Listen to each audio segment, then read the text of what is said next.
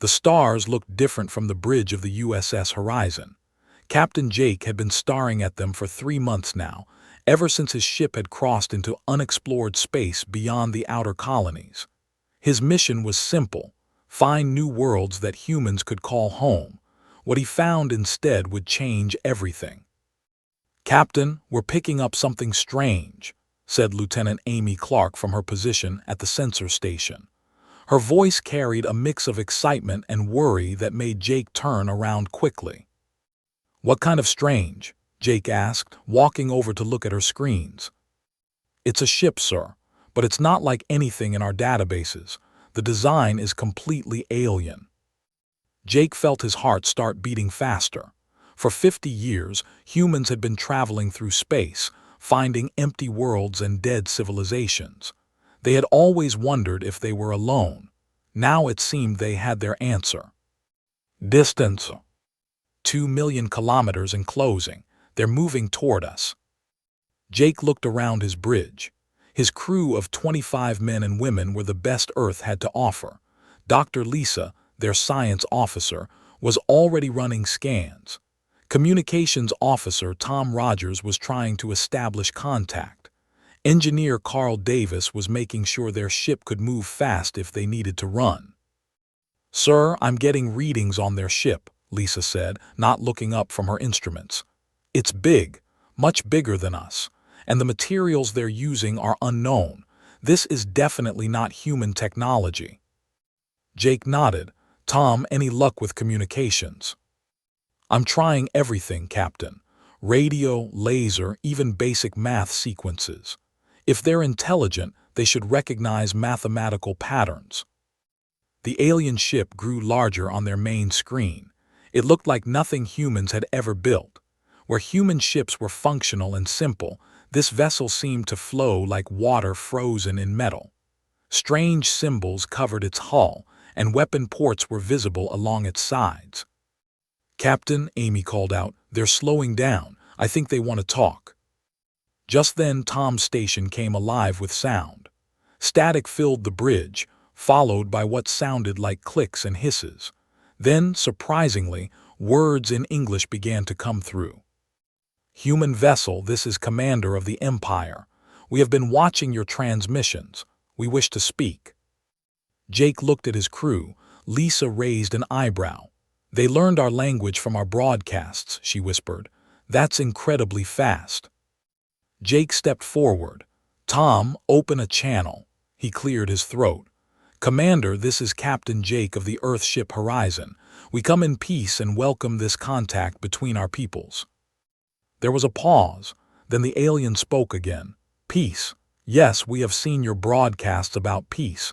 We find your species interesting. May we meet face to face?" Jake thought about it for a moment. This was why they were out here, wasn't it? To make contact with new civilizations. "We would be honored. Would you prefer to meet aboard your ship or ours?" "We will come to you. Prepare your docking bay." 20 minutes later, Jake stood in the main cargo bay with Lisa and Tom. The alien shuttle was small but beautifully designed. As the door opened, Jake got his first look at another intelligent species. Commander was tall, maybe 7 feet, with green-scaled skin and yellow eyes that seemed to look right through him. The alien moved with the grace of a predator, and Jake noticed immediately that its hands ended in sharp claws. 2 other aliens flanked their commander, both carrying what were clearly weapons. "Captain," said, the words coming out strangely through a mouth filled with sharp teeth, "you are smaller than we expected." Jake smiled and extended his hand. "Commander, welcome aboard our ship.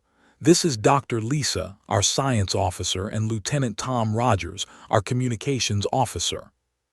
The alien looked at Jake's extended hand with what might have been confusion, then reached out with one clawed hand and briefly touched Jake's palm. The skin was cold and rough. "We have studied your broadcasts for some time," continued. "Your species seems to enjoy conflict. We have seen your wars, your violence, your destruction of your own kind. This is curious to us." Lisa stepped forward. "We've learned much from our conflicts. They've taught us the value of peace and cooperation." One of the other aliens made a sound that might have been laughter. Eyes narrowed slightly. "You speak of peace, but your history shows only war. Your people kill each other over resources, territory, ideas. You are a violent species." Jake felt uncomfortable with the direction of the conversation. "Yes, we've had our wars, but we've also learned from them. We've built a better society, one based on cooperation and mutual respect." "Cooperation," repeated slowly. "Yet you carry weapons on your ship, your people train for combat, your entertainment glorifies battle. You are predators who pretend to be peaceful." "We carry weapons for protection," Jake said carefully. "And yes, we train for combat because the universe can be dangerous, but we prefer diplomacy to fighting." The alien commander seemed to consider this. "Diplomacy, another word for weakness among your kind, we think. Your broadcasts show this clearly. When your people negotiate, they do so from fear, not strength." Lisa and Tom exchanged glances. Lisa spoke up. "Commander, I think there might be some misunderstanding about human nature. Our conflicts have taught us that war brings suffering to everyone involved. That's why we seek peaceful solutions." "Suffering," said, and Jake didn't like the way the alien said the word. "Yes, we have seen this in your broadcasts. Your people weep for their dead. They mourn their losses. They break under pressure. This is not the way of strong species." Jake felt a chill run down his spine. "Commander, may I ask about your people, your empire?" "The empire spans 47 star systems. We have conquered 12 different species. The strong rule, the weak serve. This is the natural order." "Conquered," Jake repeated quietly. "Yes, when we encounter a new species, we evaluate their strength. The weak are absorbed into our empire. The strong become allies or are destroyed. There is no other way." Jake looked at his officers. Lisa was studying the aliens with professional interest, but he could see worry in her eyes. Tom was quietly recording everything. "And which category do you believe humans fall into?" Jake asked. Made that sound that might have been laughter again. "Captain, your species has been fighting itself for thousands of years and still has not achieved unity. You show mercy to enemies. You value individual lives over collective strength. You negotiate from positions of weakness. The answer should be obvious." Jake felt his jaw tighten, but he kept his voice calm. "I see. And what happens now?" "Now we return to our empire and make our report. The council will decide your fate. But Captain, you seem like a reasonable being. When our fleets arrive, surrender quickly. It will be easier for your people." The three aliens turned and walked back to their shuttle without another word. Jake and his officers watched in silence as the alien ship departed, disappearing into the darkness between stars. "Captain," Lisa said quietly, "I think we're in trouble." Jake nodded, still staring at the empty space where the alien ship had been. "Tom, send a message to Earth Command. Priority Alpha. Tell them we've made contact and they need to prepare for war." As the horizon turned toward home, Jake couldn't shake the feeling that he had just witnessed the beginning of something terrible. The aliens had looked at humanity and seen weakness. Jake hoped they were wrong. For everyone's sake, he hoped they were very wrong. 6 months after Captain Jake's warning reached Earth, the fleet arrived at the edge of human space. General commanded 200 warships, each one larger and more advanced than anything humans had ever built. He expected this to be over quickly.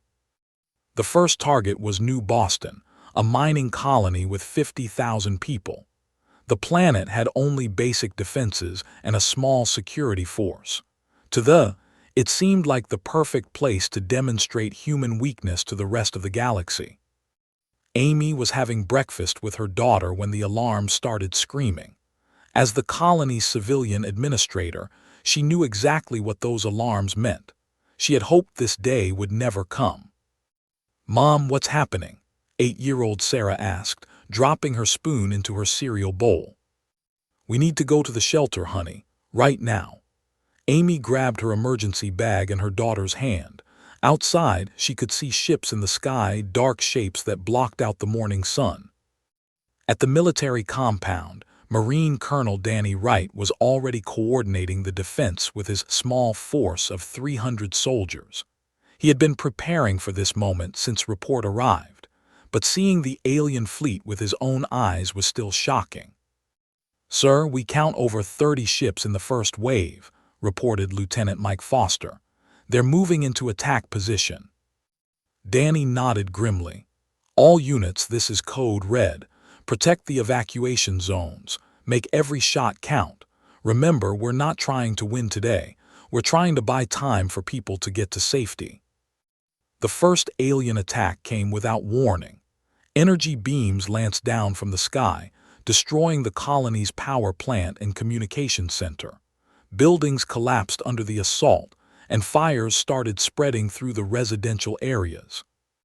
But something unexpected happened.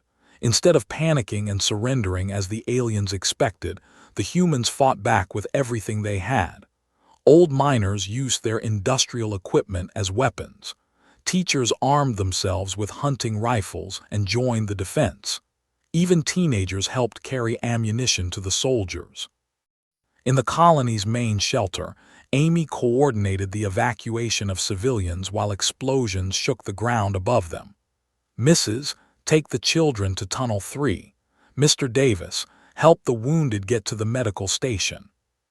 "Amy, you should come with us," said her neighbor, Dr. Helen Park. "The military can handle this." Amy shook her head. "These people need organization. I'm staying until everyone is safe." Above ground, Colonel Wright watched his soldiers perform miracles. Private Billy Johnson, barely 19 years old, had somehow managed to destroy an alien with a mining charge. Sergeant Lisa Miller was leading civilians to safety while under heavy fire, refusing to leave until everyone was out. The aliens landed troops expecting easy victory. Instead, they found humans hiding behind every corner, using the colony's layout against them. The humans had turned shopping centers into fortresses and used the mining tunnels as hidden passages. Commander Orr led his elite troops through the colony streets.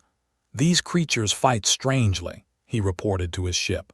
"They do not retreat when faced with superior force. They do not surrender when defeat is certain."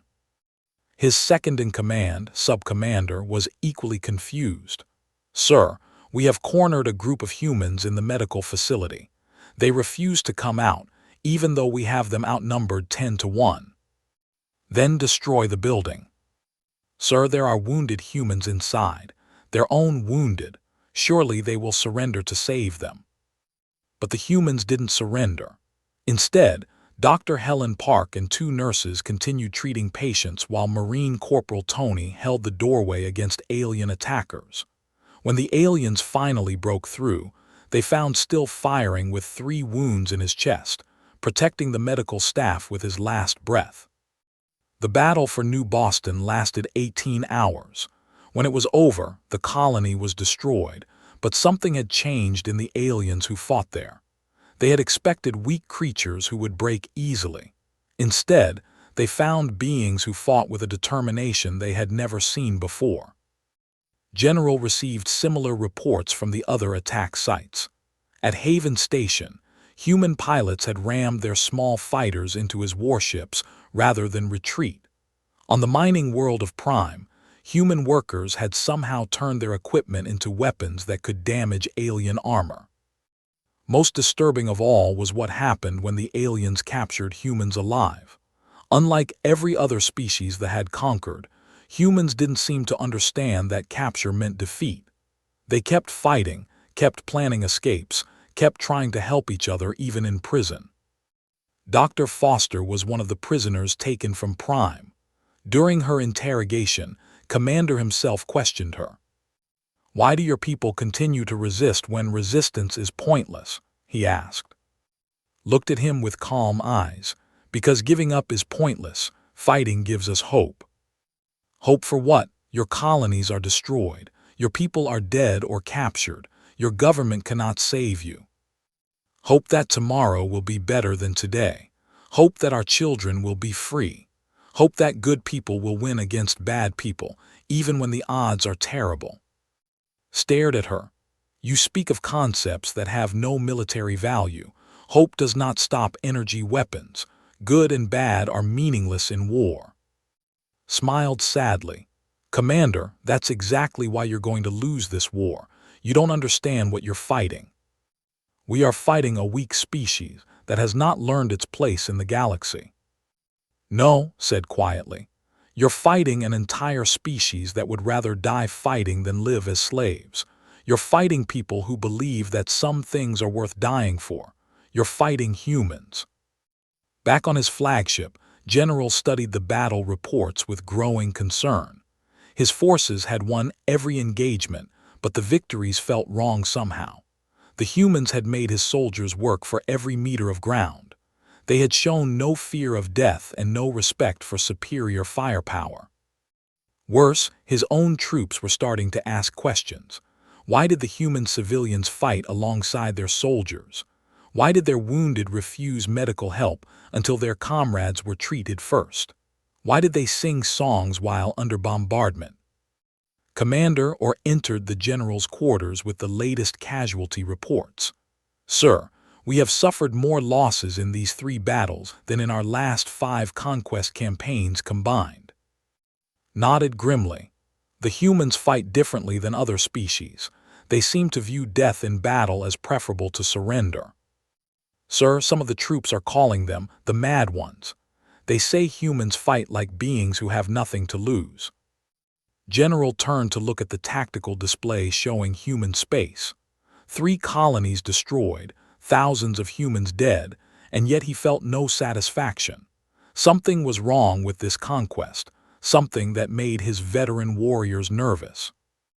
Double our surveillance of human military movements, he ordered, and request reinforcements from the. I suspect these humans have more surprises waiting for us. As his ships moved deeper into human territory, General couldn't shake the feeling that he had just awakened something that should have been left sleeping. 3 weeks after the first attacks, the Empire was learning that conquering humans was not as simple as they had expected. Reports from the front lines told stories that made even veteran commanders pause and wonder what kind of species they were fighting. On the industrial world of Terra Nova, Engineer Carl was doing something that should have been impossible. Surrounded by alien forces and cut off from any military support, he had somehow turned a mining operation into a fortress that had held out for 12 days. Jimmy, hand me that power coupling, Carl called to his assistant Jimmy, as another alien bombardment shook their makeshift command center. They were deep underground in the mining tunnels, but they could still hear the explosions above. Carl, this is crazy, Jimmy said, passing the equipment. We're using construction equipment to fight a space navy. This shouldn't work. Carl grinned as he connected the power coupling to their improvised weapon system. Tell that to the aliens. They've lost 6 ships trying to dig us out of here. What Carl had done was turn the entire mining complex into a weapon. The giant excavators that normally dug ore from the ground now launched boulders at alien aircraft. The industrial lasers used for cutting rock had been modified to punch holes in alien armor. Even the conveyor belts had been turned into missile launchers. The aliens had never seen anything like it. Their military databases contained information about thousands of species and millions of weapons, but nothing prepared them for humans who could turn literally anything into a tool of war. Meanwhile, on the jungle world of Verdant, Captain Maria Santos was proving that humans could adapt to any environment. Her company of 200 soldiers had been stranded when the aliens destroyed their transport ships. Instead of surrendering, they had disappeared into the dense forests and had been causing problems ever since. Snake, this is Wolf, Maria whispered into her radio. I see 12 alien patrol units moving through Sector 7. Can you get the trees ready? Sergeant Rob Stevens, whose call sign was Snake, replied from his hidden position. Trees are ready, Wolf, Just give us the word." Maria smiled. The aliens thought they were hunting scattered human soldiers. They had no idea they were walking into a trap that used the planet's own ecosystem against them. Over the past weeks, Maria's people had learned to work with Verdant's dangerous wildlife instead of against it. The alien patrol moved carefully through the jungle, their advanced sensors searching for human heat signatures. What they didn't know was that the humans had learned to mask their body heat using mud and plant materials. They also didn't know that the humans had spent days training the local predators to associate alien scents with food. "Now," Maria whispered. Suddenly, the jungle came alive. Massive tree branches, weakened and prepared by human engineers, crashed down on the alien troops. Carnivorous plants that had been fed alien scent markers attacked the patrol from all sides. Even the ground itself seemed to fight against them, as hidden pit traps opened beneath their feet. The aliens tried to retreat, but they found their path blocked by more traps and more attacks from creatures they didn't understand. By the time the ambush was over, only 3 of the 12 patrol units had survived, and they were running in panic through the jungle. Back on the command ship, Commander was reading reports that made no sense to him. "General, the humans are doing things that should not be possible." General looked up from his strategic displays. "Explain." "On Terra Nova, they have turned their entire industrial base into weapons. Our engineers say it should not work, but somehow it does. On Verdant, they are using the planet's wildlife as soldiers. They have turned the jungle itself into an enemy." Studied the tactical reports. In 6 months of fighting, they had destroyed dozens of human colonies, but the humans kept adapting to everything they threw at them. Worse, they were getting better at it. "Sir, there's more," continued. 3 other species tried to take advantage of our conflict with the humans. They sent raiders to attack human supply lines. The Confederacy tried to claim abandoned human worlds. The Nexus Collective attempted to steal human technology. And they're all gone, sir, completely destroyed. The humans somehow detected their movements and eliminated them before we even knew they were there. General felt a chill run down his spine. "How is that possible?" "We don't know, sir. The humans seem to have intelligence-gathering capabilities we never suspected. They knew about attacks before they happened and had countermeasures ready." On Earth, the truth was simpler than the aliens imagined. Dr. Benjamin Clark and Colonel Rachel Stone were working together in a secret facility beneath the mountains of Colorado. They had spent months studying captured alien technology and developing ways to use it against its creators. "Ben, look at this," Rachel said, pointing to her computer screen.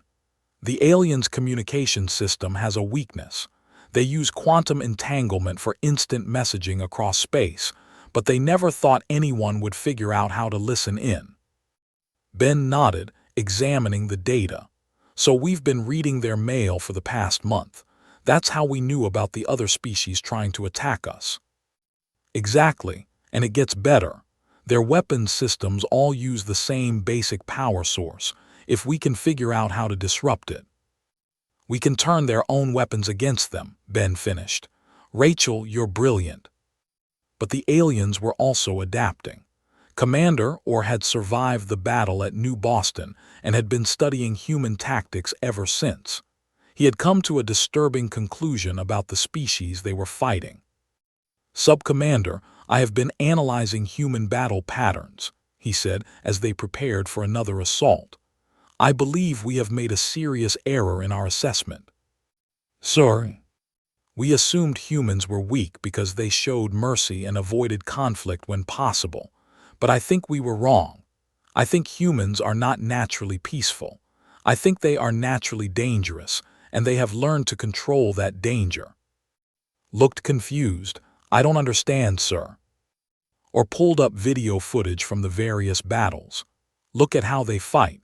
They don't just defend positions, they turn everything around them into weapons. They don't just follow orders, they think and adapt constantly. They don't just fight for victory, they fight as if their entire species depends on the outcome of every single battle. But sir, they still show mercy to prisoners. They still try to save civilians. They still negotiate when possible. Yes, and that's what makes them so dangerous, Or said quietly. They have all the natural instincts of predators, but they have learned to direct those instincts with intelligence and purpose. We are not fighting a weak species, Sub-Commander. We are fighting a species that has spent thousands of years learning how to kill its own kind and has gotten very good at it. Back on Terra Nova, Carl was putting the finishing touches on his latest creation. Using parts from destroyed alien equipment, he had built something that would have impressed engineers anywhere in the galaxy. "Jimmy, I think this might actually work," he said, looking at the strange device he had constructed. "What is it?" Jimmy asked. Carl smiled. "It's an alien communication disruptor mixed with a human radio broadcaster. If I'm right, we can take control of their command network and feed them false information. And if you're wrong, then it blows up and takes half the mountain with it. But hey, at least the aliens will know we were here." As human resistance continued to grow stronger and more creative, the Empire began to realize they had made a terrible mistake. They had attacked a species that didn't just fight back. They learned from every attack and became more dangerous with each battle. The galaxy's deadliest species was about to discover that the supposedly weak humans had been holding back all along. The tide of war changed on a cold morning when Fleet Admiral Tony Mitchell gave the order that would shock the galaxy. After 8 months of defending human colonies, Earth's combined fleet was finally ready to attack. Their target was Prime, the main military base in human space. "All ships, this is Admiral Mitchell." His voice carried across the communication channels to 300 human vessels. "Today we stop running. Today we show them what happens when you attack our homes." The human fleet was unlike anything the galaxy had ever seen. Where other species built ships for single purposes, humans had created vessels that could adapt to any situation. Their ships carried weapons that could be reconfigured during battle, armor that could repair itself, and crews that never seemed to give up no matter how badly damaged their vessels became. Commander watched the human fleet approach on his sensors and felt something he had never experienced before: fear.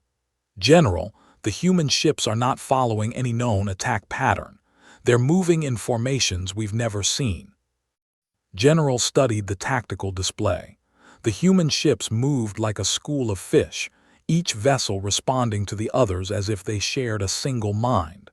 "How many ships do they have?" 300 confirmed, sir. But General, there's something else. Our intelligence reports say they built these ships in only 6 months. That should be impossible." What the aliens didn't understand was that humans had been preparing for this moment since the first attack. Every destroyed colony had taught them something new about alien weapons. Every captured piece of technology had been studied and improved upon. Every battle had been a lesson in how to fight smarter, not just harder. On the bridge of the flagship Earth's Fury, Admiral Mitchell watched his fleet move into position. Beside him stood Captain Susan Hayes, his tactical officer, and Commander Gary Brooks, his intelligence chief. "Admiral, all ships report ready," Susan said. "The aliens have 200 ships defending Prime, but they're spread out across the system." "Good," Mitchell replied. "Gary, what's the status on our special project?" Gary smiled grimly. "The communication hack is ready, sir. We can take control of their command network whenever you give the order." The battle began when the first human ships entered weapons range. But instead of the chaotic firefight the aliens expected, they found themselves facing something completely different.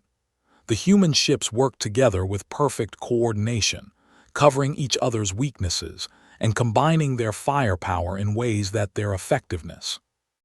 Lieutenant Commander Grant commanded the destroyer New York as it dove through a formation of alien cruisers. His ship took heavy damage, but instead of retreating, he used the damage to his advantage. "Engine room, I need you to make the port reactor look like it's about to explode," he called over the intercom. "Sir, that's dangerous if the aliens hit it." "That's the idea. Make them think we're crippled, then give me everything you've got when I give the signal." The alien ships moved in for what they thought would be an easy kill. But when they got close, ships suddenly came alive with weapons fire that tore through their formations. It was a trick that worked throughout the battle, as human commanders used apparent weakness to lure enemies into traps. On Prime itself, General Bell led the ground assault with tactics that confused and terrified the alien defenders. His soldiers moved through the base like ghosts, appearing where they were least expected and disappearing before the aliens could respond. "Sir, the humans have taken the North Communications Center," reported Subcommander to Commander Orr. "How? We had 50 soldiers guarding that position." "They came through the ventilation system, sir. Somehow they knew exactly where our weak points were." What Orr didn't know was that the humans had been studying alien architecture for months. They knew that builders always put air vents in the same places, that their security systems had predictable blind spots, and that their soldiers were trained to defend against frontal attacks but not creative infiltration. As the battle raged, Communications Officer Nancy began broadcasting messages on all frequencies, but these weren't threats or demands for surrender. Instead, they were history lessons. "Attention forces," Nancy's voice carried across alien communication channels. "You wanted to know about human warfare. Let me tell you about the Battle of Thermopylae, where 300 humans held off an army of thousands for 3 days. The aliens listened in growing horror as Nancy described battle after battle from human history. She told them about Stalingrad, where humans fought for months in the ruins of their own city rather than surrender. She spoke of Gettysburg, where humans fought each other with such intensity that the battle changed the course of a civil war. She described the Alamo, where humans chose death over defeat. "You see," Nancy continued, "you made one critical error in your assessment of our species. You thought our wars made us weak. Actually, they made us very, very good at fighting." Commander Orr listened to these broadcasts with growing dread. "Subcommander, recall all available data on human military history." "Sir." "Every war they fought, every battle, every strategy. I want to know everything." What Orr discovered over the next few hours changed everything he thought he knew about humans. Their species had been at war with itself for thousands of years, developing tactics and strategies that other species had never imagined. They had fought in every environment with every type of weapon, against every possible enemy. But more than that, they had learned from every defeat and improved with every victory. Each human war had taught them something new about combat, and they had written it all down, studied it, and passed it on to the next generation. "Subcommander," Orr said quietly, "send an emergency message to the Galactic Council. Tell them we need immediate assistance." "Sir, are you saying we cannot defeat the humans?" Orr looked at the tactical displays showing human forces advancing on all fronts. "I'm saying we are not fighting a weak species that learned war from us. We are fighting a species that has been perfecting the art of war for. Every conflict in their history was practice for this moment." Back in space, Admiral Mitchell watched as alien resistance began to collapse. Human ships that should have been destroyed hours ago were still fighting, their crews performing miracles of engineering to keep weapons and engines running. Damaged vessels continued to function long after alien ships would have been abandoned. Dr. Susan Taylor, now serving as a military advisor, stood beside the Admiral on the bridge. "Admiral, we're receiving surrender requests from 12 alien ships." "Accept their surrenders but keep our guard up," Mitchell replied. "And Doctor, make sure our guests understand something important." "What's that, sir?"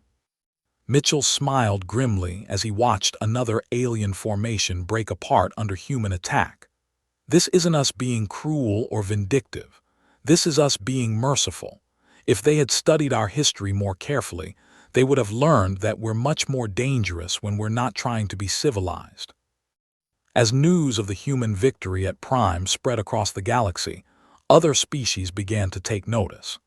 The beings who had seemed so weak and peaceful had just defeated one of the galaxy's most powerful military forces using tactics and strategies that no one had seen before. The Empire sent desperate messages to their allies, warning them that they had awakened something that should have been left alone. But it was too late. The humans had revealed their true nature, and the galaxy would never be the same. The arrival of the Galactic Coalition fleet should have been the end of humanity. 500 ships from 7 different species converged on human space, responding to the Empire's desperate call for help. The most powerful civilizations in the galaxy had come to crush what they thought was a dangerous new threat. Admiral Peter Brooks stood on the bridge of the human flagship Defiance and watched the massive alien armada approach. He should have been terrified. Instead, he was calm. Humanity had been preparing for exactly this moment. "Admiral, we're receiving a transmission from the Coalition fleet," reported communications officer. "Put it through," Peter said. The voice that came through the speakers belonged to High Commander Aztec of the Ethereal Dominion, the psychic species that led the Coalition. "Human fleet, you are outnumbered 5-1. Surrender now and your species will be allowed to survive as servants to the galactic community." Peter smiled. "High Commander, this is Admiral Brooks. I'm afraid we must decline your generous offer. You cannot hope to defeat the combined might of 7 species. Your victories against them were due to their carelessness. We will not make the same mistakes. High Commander, before we begin this battle, I'd like you to meet someone." Peter nodded too, who switched the transmission to a new frequency. Suddenly, President Helen Murphy's voice filled both the human and alien communication networks. "Citizens of the galaxy," Helen began, "my name is Helen Murphy, President of the United Earth Republic. For the past year, your forces have attacked our colonies, killed our people, and threatened our children. We offered peace. You chose war. We offered cooperation. You demanded submission. Now you will learn why that was a mistake." High Commander Aztec's voice carried confusion and anger. "How are you broadcasting on our secure networks?" Helen continued as if she hadn't heard the question. "The Galactic Coalition believes it knows humanity. You have studied our broadcasts and judged us weak. You have analyzed our responses and called us inferior. But you have made one critical error. You have mistaken mercy for weakness." Across the alien fleet, communication systems began experiencing strange malfunctions. Ships that had relied on coordinated attacks suddenly found themselves isolated. The Coalition's greatest advantage, their ability to work together, was being systematically destroyed by human electronic warfare. Commander Gary Foster worked frantically at his station aboard the Defiance.